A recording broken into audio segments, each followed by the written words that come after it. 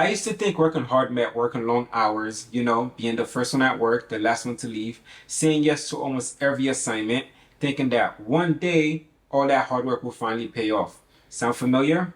Well, let me save you some time. That's not how it works. Fast forward a few years, I'm making more in half the time. Sound crazy, right?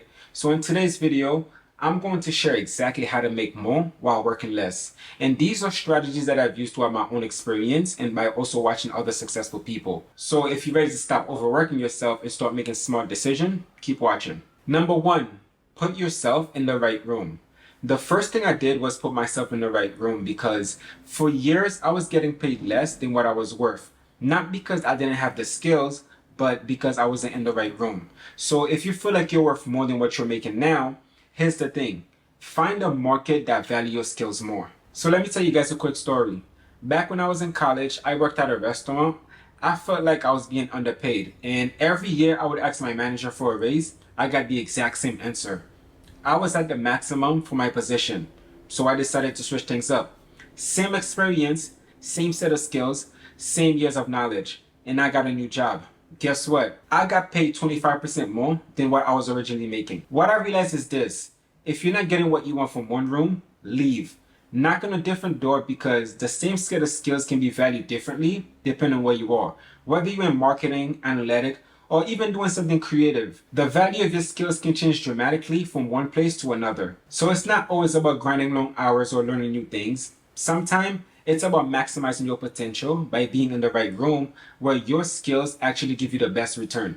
And here's the hard truth, right? No matter how hard you work, some people are never going to see your value. And that's okay. Just take your skills and go somewhere else that does. Number two, the Pareto principle or the 80-20 rule. This one is very important because it can be applied to almost any area of your life, your career, your relationship, your business, or even the way you spend most of your free time. And it's called the 80-20 rule because if applied correctly, it can really shift the way you approach things. Take Steve Jobs, for example. When he came back to Apple, the company was struggling. And the first thing he did was apply this principle. He identified 20% of the product that was generating 80% of the profit. And then he cut everything else. For years, Apple focuses just a few key products. The iPhone, the iPad, and the Mac. And look where they are now. The 80-20 rule is simple yet powerful. In relationship, 80% of the joys come from 20% of your partner's behavior. In business or career, 20% of the action usually responsible for 80% of the result. And in my YouTube channel, even though I'm not monetized yet, I already know that 20% of my videos will end up driving 80% of my subscribers and my revenue. And just to put this out right now, it doesn't necessarily have to be the 80-20 rule. It could be the 60-40 or the 70-30. But the key takeaway is this. Most of your result usually come from a small fraction of the amount of work that you do.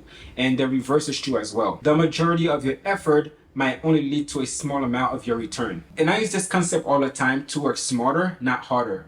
I look at my to-do list and I ask myself, what 20% task will give me 80% of the result?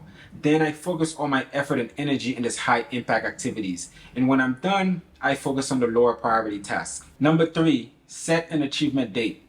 I'm sure a lot of you guys can relate to this because I had this really bad habit where whenever I start something new, I would spend ages trying to make sure that I understand every details before I even get started. I had everything planned out in my head, making sure that I cover all my what if. But here's the thing. I've learned that this is actually one of the worst ways to make more and work less. See, the trick is not to stay in the thinking phase for too long because it's a huge time waster. And there's a quote that sums this up perfectly. Don't mistake activities for achievement. To produce results, tasks must be well organized and properly executed. Otherwise, it's no different from children playing around in the playground. Everybody's doing something, but nothing is being done. Lots of activities, no achievement. Now, whenever I have a new idea or a project, the first thing I do is set a target date so I can actually start. Let me give you an example. When I wanted to start my YouTube channel, I spent most of my time trying to figure everything out. How can I make my videos better? Should I memorize my script word for word? What's the perfect camera angle? I spent so much time trying to make everything perfect that I never actually took the first step. Why? Because I was scared of getting it wrong. What if people laugh at me? What if it doesn't work out? The fear of failing had me stuck in the planning phase, just going in circle. I realized that while I thought I was getting somewhere, I was actually just wasting time. I wasn't taking any action. I wasn't actually moving forward to make it happen. So now I have one rule. Whenever I start something, I immediately set a target date, a non-negotiable date where I go from the planning phase to the action stage. And the cool part is I can always come back later and change the date. The key is to give myself a target to push past the fear and start making progress. Because knowing I have a deadline, something I'm working towards, forces me to stop overthinking and start doing. And trust me, having that kind of pressure to act help you to get to your result way faster and you start seeing achievement much sooner. Number 4, focus on values over hours.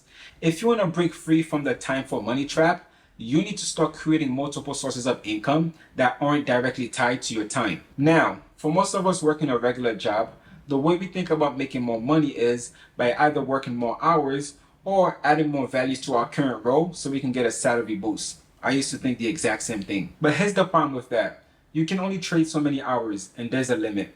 Take CEOs of billionaires, for example. There's no way you can work enough hours to earn the amount of money they're making. It doesn't matter if you're working 12 hours a day and 7 days a week. It's just not possible. Why? Because they do not trade their time for money. They focus on creating value, solving big problems, and then reaping the reward afterwards. So if you want to make more money while working less, you need to think bigger than that. You need to shift your mindset from selling your time to selling value. Think about a skill or a talent that you have and how you could use that to benefit a large group of people. How can you make a real impact? How can you solve a big problem? And once you start thinking that way, that's when the real magic starts to happen. So it's not about putting in more hours. It's about creating something that works for you and add values to others. That's the key to escaping the rat race and building long-term wealth. Number 5, be the captain. Here's something you need to understand. If you want to be successful, you have to surround yourself with the right people. Who you surround yourself with can have a massive difference in how your journey turns out. It doesn't matter how hard you work if you're not focused on the right thing. And even if you're working on the right thing, there's going to be a point where if you want to get to the next level, you need the right team to be around you to help you get there. There's an old saying, the captain commands, but the rower steers. And it's a great reminder of how each person in your team plays a critical role in moving the ship forward. So if you constantly find yourself working on a day-to-day task or steering the boat yourself, you won't be able to see the bigger picture or even know if the boat is heading in the right direction. The way to make more money without working harder or doubling your hours is by working on the business, not in the business. Spend your time working on the vision and then bringing people who are more skilled than you in other areas to do the rest. And that's how you start working smarter, not harder. And these are the 5 things I've been doing to make more money while working less. And if you guys are looking for ideas on income streams that don't involve you selling your time for money, check out my other videos. And thank you guys for watching. And if you haven't subscribed yet, don't forget to hit that button. And I'll see you guys next week on my next video.